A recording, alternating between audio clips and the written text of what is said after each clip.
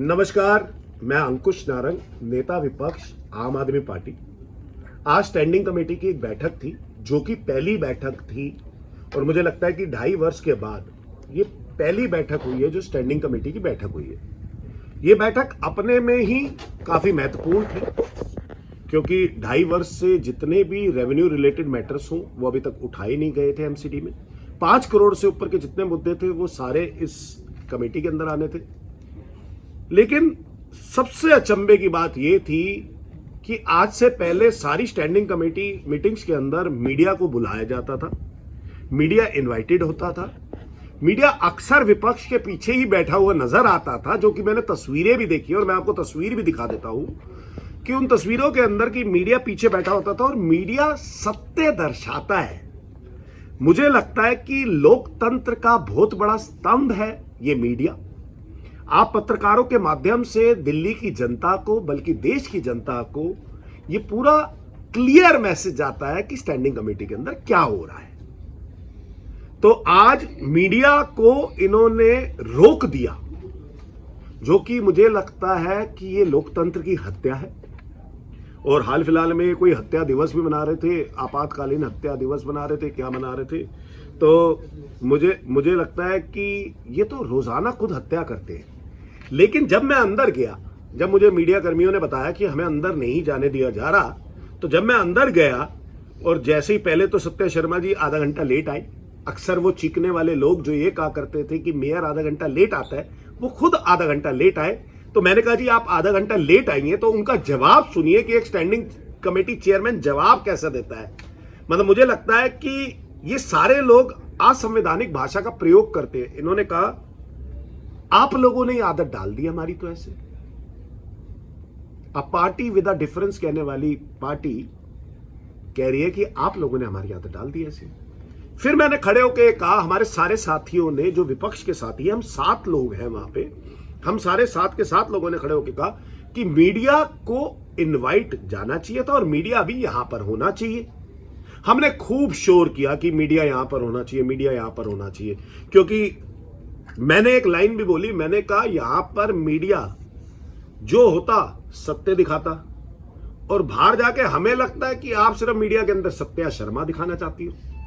तो इसमें फर्क है, जनता के पास सत्य जाना चाहिए, ना कि सत्या शर्मा जानी चाहिए, क्योंकि सत्या शर्मा तो एक मेंबर है उस स्टैंडिंग कमेटी की 18 में से जो चेयरमैन हो गई।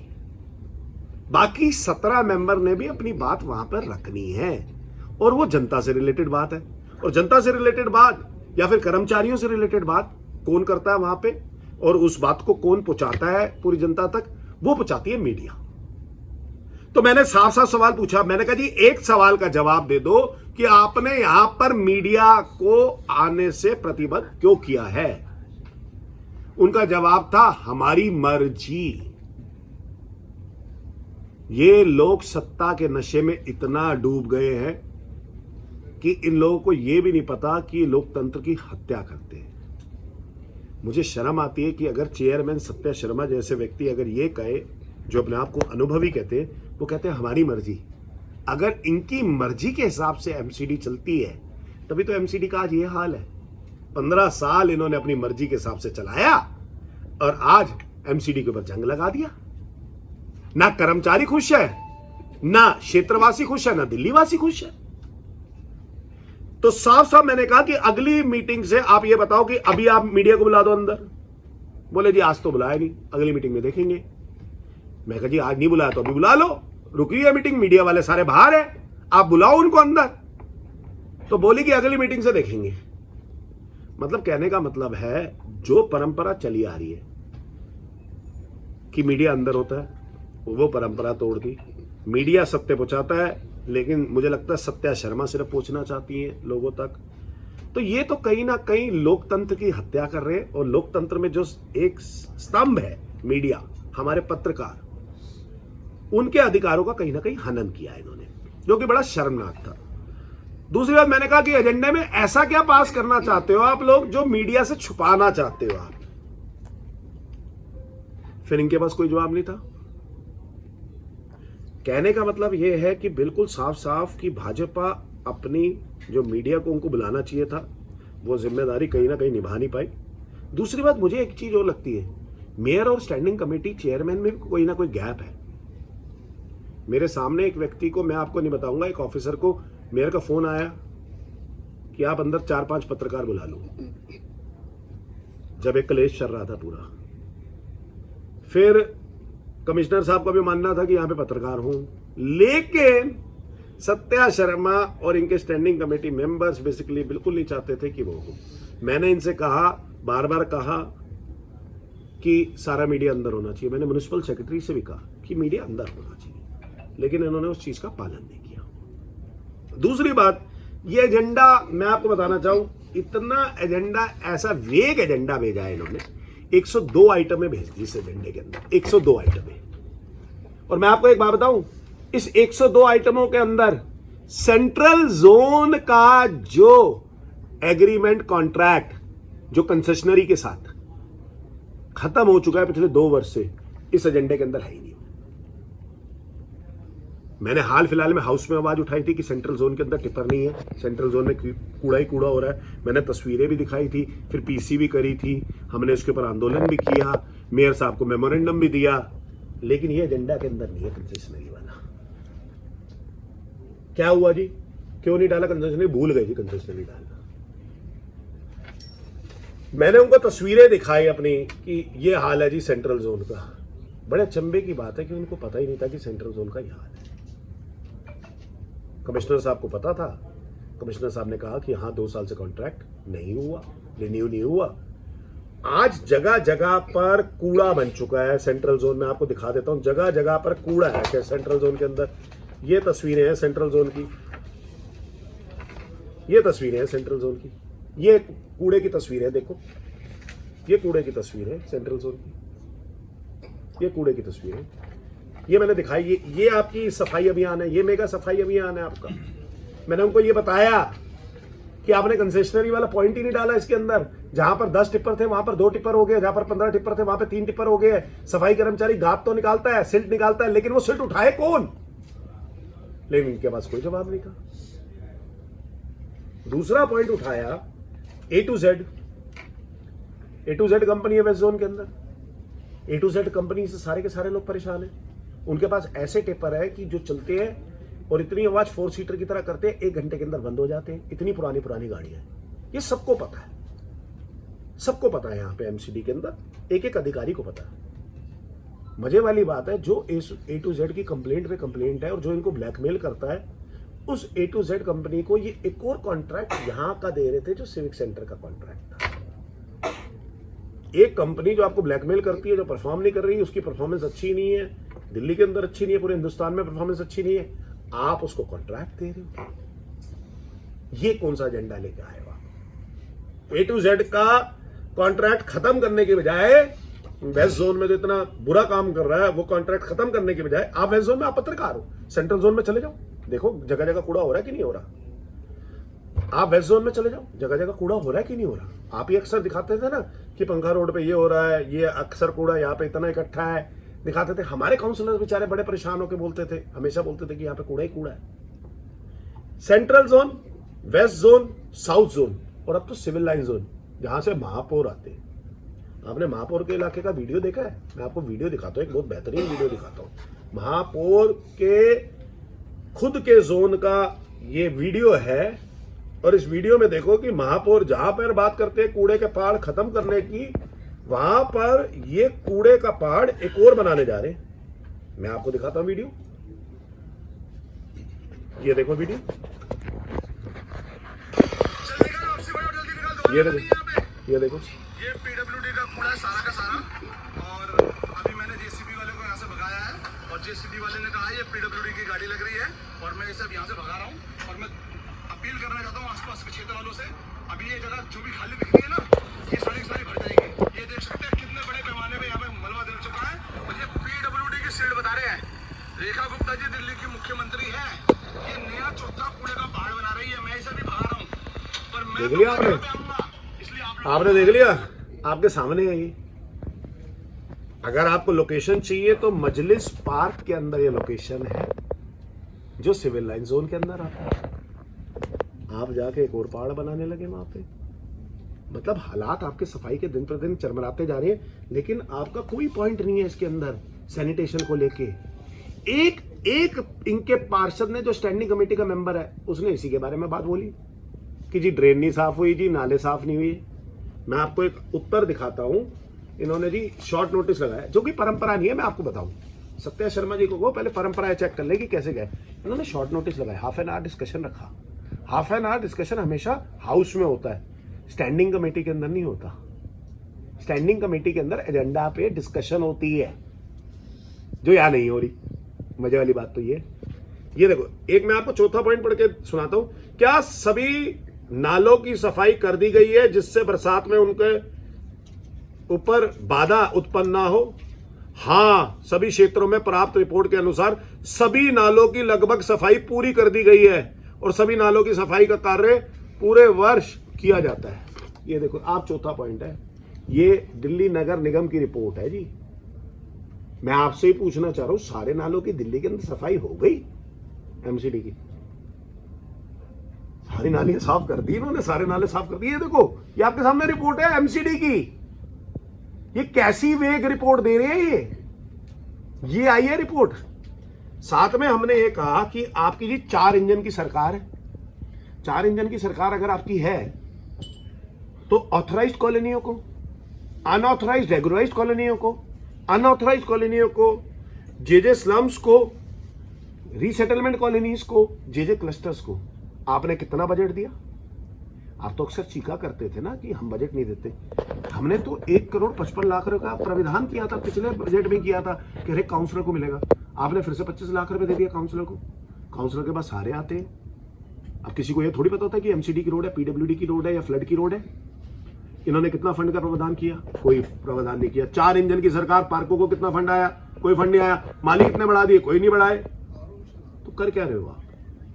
तीसरी बात मैं आपके माध्यम से, एक और आपके सूत्रों के माध्यम से बता देता हूं, ध्यान से आप चला दीजिएगा इस बात को। हाल फिलहाल में मैंने बोल क्या है, सूत्रों के अनुसार, और पक्के सूत्र है मेरे, चेक कर लेना, जो पीडब्ल्यूडी की रोड है उस पर सफाई एमसीडी करती थी। रातों रात इन्होंने दिल्ली सरकार को एनओसी दे दी है और मेयर ने हाउस में बिना लाए एंटीसिपेशन दे दी है उसके ऊपर, ताकि पीडब्ल्यूडी की सफाई अब दिल्ली सरकार करवाए और एमसीडी के कर्मचारियों को वहां से हटा दी। ये एमसीडी को कमजोर करने का राजा इकबाल का मेथड है या मजबूत करने का मेथड है? राजा इकबाल सिंह जी से पूछ लीजिए। पूछना आपने कोई एंटीसिपेशन दी है? आप पूछना जाके कि एमसीडी ने एनओसी दे दी है, और अंकुश नारंग तो बिल्कुल साफ दावा कर रहा है कि वो सिद्ध कर देगा आपके सामने कि आपने एंटीसिपेशन भी दी है और पक्की बात है कि आपने एनओसी भी दिलवा दी है। ये एमसीडी को कमजोर करने का, कर्मचारी आप पक्के नहीं कर रहे, कर्मचारियों को वहां से विड्रॉ करवा रहे हो आप। तो ये क्या करने जा रहे हो आप? एमसीडी को कमजोर कर रहे हो कि मजबूत कर रहे हो आप? यह आपने सोचना है। इसके अलावा मैं चाहूंगी एक बार फिर से आप इस बात को स्पष्ट बताएं कि होती है, ध्यान रखिएगा, ठीक है। उस एमसी जो पीडब्ल्यूडी की रोड है, वो पीडब्ल्यूडी की रोड भी एमसीडी के कर्मचारी सफाई करते हैं, ये आपको पता होगा। हाल फिलहाल में एमसीडी से भाजपा ने एक एनओसी निकलवाई है जिसमें अब पीडब्ल्यूडी यानी कि दिल्ली सरकार साफ करेगी, और उसके ऊपर मेयर ने एंटीसिपेशन दी है। हाउस में नहीं लाए, एंटीसिपेशन लाए। तो लगभग कितने कर्मचारी प्रभावित होंगे उससे? आप ये लगा लीजिए, हर एक एरिया के अंदर मुझे लगता है कि पीडब्ल्यूडी रोड से, हर एक वार्ड के अंदर पीडब्ल्यूडी रोड से। आप सोचिए कितने बड़े स्तर पर कर्मचारी इसके अंदर होगा। और कर्मचारी, मैंने इनको कहा कि कर्मचारी स्ट्राइक पे चले गए तो 2 दिन अगर सफाई नहीं होगी तो आपकी तो हालात बुरे हो जाएंगे, आपके तो हालात बुरे हो जाएंगे। और मानसून का सीजन है, जैसे मैंने कचरे की फोटो दिखाई, अब ये फैलेगा तो वेक्टर बॉर्न डिसीजेज आगे, जो चिकनगुनिया, मलेरिया, डेंगू होना है, वो तो भरमार होगा ना। तो मैंने इनको कहा कि भाई ये अगर आप ऐसे करोगे तो कर्मचारी तो स्ट्राइक पे चला जाएगा। और आप दिल्ली एमसीडी को मजबूत करने के लिए यहाँ पे बैठे हो स्टैंडिंग कमेटी, और इसमें सदन के अंदर एमसीडी भाजपा मजबूत करने के लिए बैठी है, कमजोर करने के लिए बैठी है एमसीडी के अंदर। ये आप राजा इकबाल सिंह जी से जरूर पूछिएगा। उसका मुद्दा उठाया, क्या मजेदार आजकल प्रेम्बल आते हैं, ध्यान से सुनिएगा। ऑन टेबल प्रस्ताव लाया जाता है जिसके अंदर राजा इकबाल सिंह ऊपर लिखता है place on table. Raja Iqbal Singh place on table लिखा है, राजा इकबाल सिंह जी के हस्ताक्षर है, प्लेस ऑन टेबल। और वो था एक प्राइवेट कंपनी का जिसका नाम है asteroid home shelters private limited. वो होम शेल्टर वाला क्या कहता है कि मैं यहाँ पे प्लॉट नंबर 4 से लेकर प्लॉट नंबर 8 लॉरेंस रोड के अंदर एक हाउसिंग सोसाइटी बना रहा हूँ। उस हाउसिंग सोसाइटी के अंदर जो बना रहा हूँ उसके सामने 300 फुट परपेंडिकुलरली, सामने मतलब 300 फुट मेरे यहाँ पे एक ढलाव है, यानी कि कूड़ा घर है एमसीडी का, और एक डैम्स डिपार्टमेंट का ऑफिस है।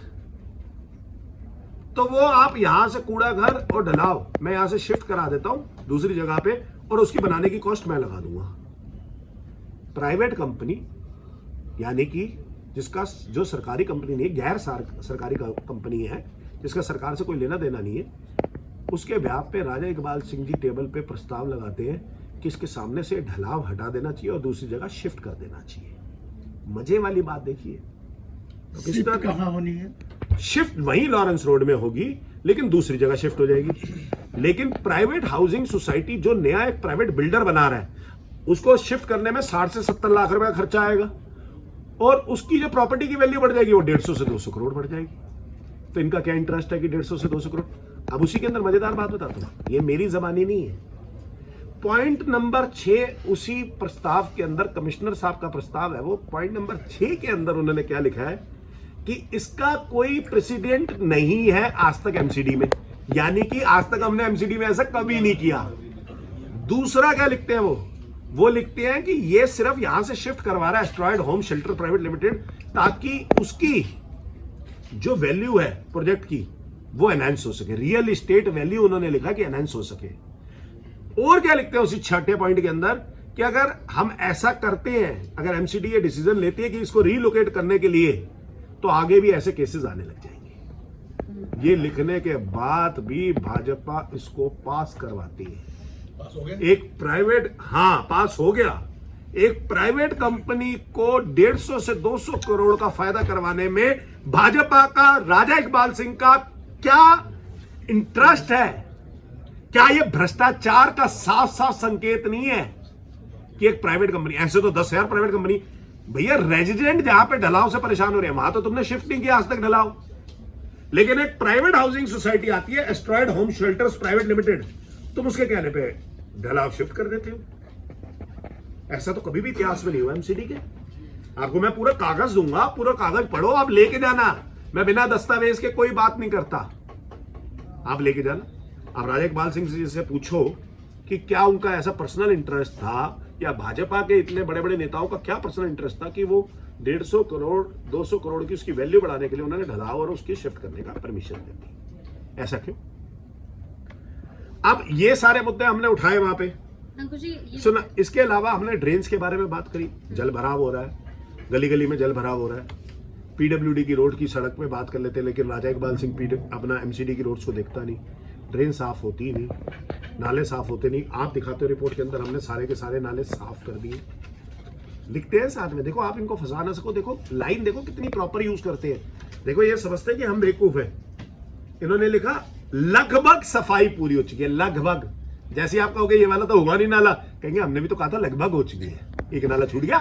फिर आप दूसरा कहोगे, फिर कहेंगे लगभग ही तो लिखा था। आप कहोगे यार ये तो सारे दिख रहे, कह रहे दिल्ली के अंदर तो 10,000 20,000 नाले हैं, ये तो लगभग ही तो कहा है हमने, आप तो 10 15 20 ही दिखा रहे हो। समझ रहे हो, ये बड़े तेज है, समझ रहे हो। इनकी तरफ से सफाई पूरी भी हो गई, एमसीडी ने बहुत बेहतरीन काम किया, सफाई पूरी कर दी, लेकिन वही टेक्निकली लिख दिया लगभग सफाई पूरी हो गई है। समझ रहे हो आप? तो ये लोग भाजपा वाले, मुझे लगता है कि दिल्ली की जनता के अपेक्षाओं पे खरे नहीं उतर पा रहे। एक दूसरी बात, ये कर्मचारियों की अपेक्षाओं पे खरे नहीं उतर पा रहे। मुद्दा उठाया हमने, 12,000 कर्मचारी हमने पक्के कर रखे, हाउस से ही तो पक्के करे हैं ना, हाउस में पास है ना, हाउस से पास है ना। आप तो अब मेयर भी है, स्टैंडिंग कमेटी चेयरमैन भी है, सिर्फ दिशा निर्देश दो कमिश्नर को कि लागू करना है। हमने तो 800 करोड़ का प्रावधान भी किया ना, कि 800 करोड़ का प्रावधान भी किया उसके अंदर, बजट के अंदर। जब बजट के अंदर भी प्रावधान कराए, सब कुछ कराए, एक एक चीज कराए, फिर क्या दिक्कत है? स्टैंडिंग कमेटी में डालो ना कि 800 करोड़ का प्रावधान आम आदमी पार्टी ने किया है, करवाओ से पास, हम करवाते हैं पास। इससे ये इंपॉर्टेंट नहीं है कि आम आदमी पार्टी ने पास किया, आज भाजपा की स्टैंडिंग कमेटी है तो पास कर देगी। भाजपा क्रेडिट ले जाए, लेकिन उन 12,000 कर्मचारियों का फायदा हो जाएगा जो नतीजे हो या फिर चुनाव प्रचार, पता नहीं क्यों नरेंद्र मोदी जी ने अपना निशाना 99% ईमानदार लोगों पर लगा रखा है। 15 साल एक जंगल राज का अनुभव किया है और 15 साल तक बिहार पूरे देश में बदनाम होते रहा। और देश बचाना है, मोदी जी को लाना है। सड़क से लेकर संसद तक। केंद्र सरकार और दिल्ली सरकार को मिलकर काम करना चाहिए। देश को अब शासकों की जरूरत नहीं है, देश को सेवक की जरूरत है, सेवक। दुनिया की हर खबर, लोग कहते हैं कि आपने कांग्रेस पार्टी से समझौता कर लिया। हमने कहा समझौता इसलिए कर लिया कम से कम कोई बात पक्की हो जाए कि आने वाले समय में समाजवादी और कांग्रेस की सरकार बनने जा रही है। करोड़ जनता में जो जबरदस्त नाराजगी व आक्रोश व्याप्त है वह किसी से छिपा नहीं। दंगा हम लोग नहीं करते हैं, हमारी संस्कृति दंगा संस्कृति नहीं है। अब आपके मोबाइल पर लॉग ऑन करें A to Z News.com।